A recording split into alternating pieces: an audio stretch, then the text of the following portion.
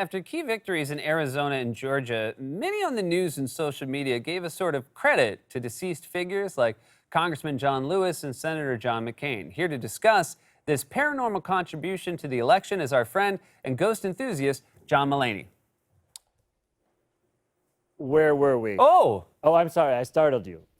Would you like to pause? Do you need to cut camera? no, I'm okay. So, John, what was your reaction to the various conversations about Lewis and McCain having played a role in the election outcome? Well, as with many things, I was psyched, and then I overthought it, and I became annoyed, and that's still where I'm at.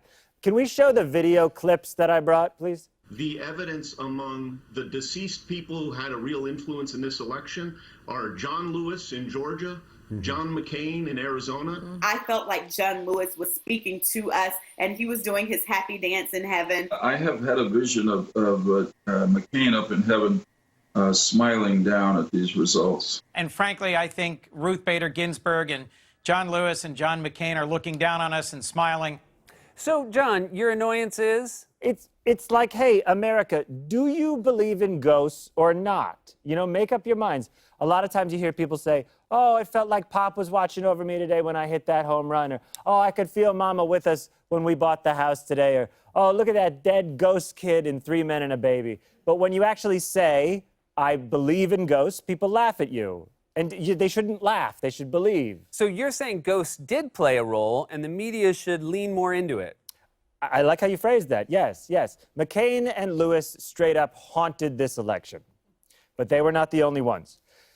The suburban mom voting bloc was not the deciding factor in this election, but rather angry, middle-class ghosts and ghouls who had maybe supported Trump in 2016, maybe did not, but at this point said, look, I'm a ghost, boo. I can't take 4 more years of this. Why would so many ghosts support Biden? We know that many of the elderly went for Trump, so why would we not see a larger red wave among the passed away? I like how you phrased that as well.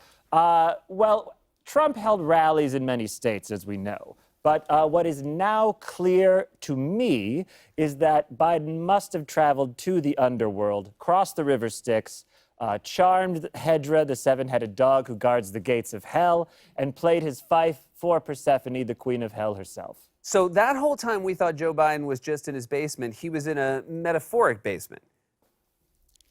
Hades. Yes. I think that's very clear from the election returns. Believe.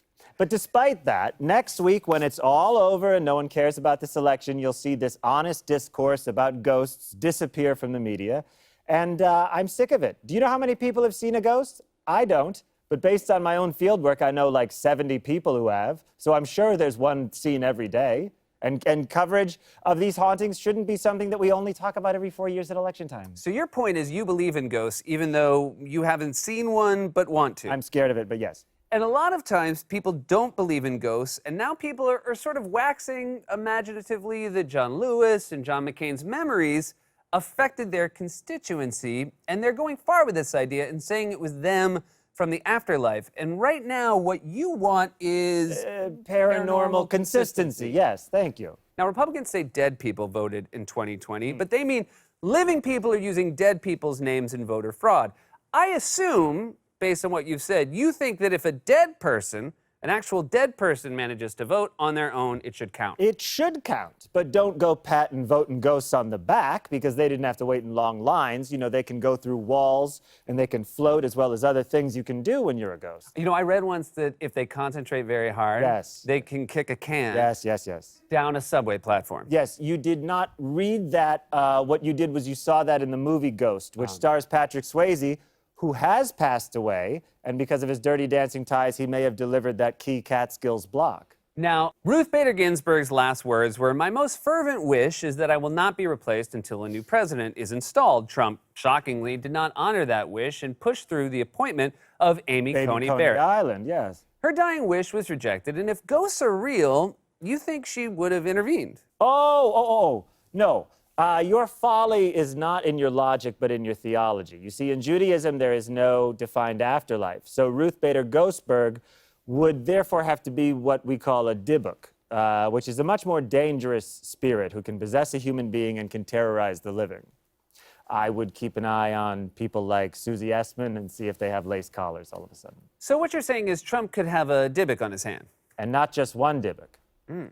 I believe another Jewish phantasm humiliated the Trump campaign this week when Ed Koch, thank you, former mayor of New York and a playful ghost like a Jewish Casper, sent his former enemy, Rudy Giuliani, to the Four Seasons Landscaping Company, a prank that has Dead Koch written all over it. But now here's my question. Why would Giuliani trust the ghost Ed Koch, a.k.a. Dead Koch? Well, the Dead Koch Dybbuk, yes, probably took the form of a young blonde reporter from Eastern Europe. As you know, Rudy cannot resist those. Pretty embarrassing for Mr. Bafanguliani, the Italian silly ghost. Giuliani is not dead, nor do I think that Bafanguliani is the Italian word for ghost. No, but it's a good name for Rudy. Yeah. John, thank you for being here. Or was I? Cut to 4. Cut to camera 4, please. Cut to 4. I'll just roll off the ground. All right. We'll be right back with Dan Aykroyd.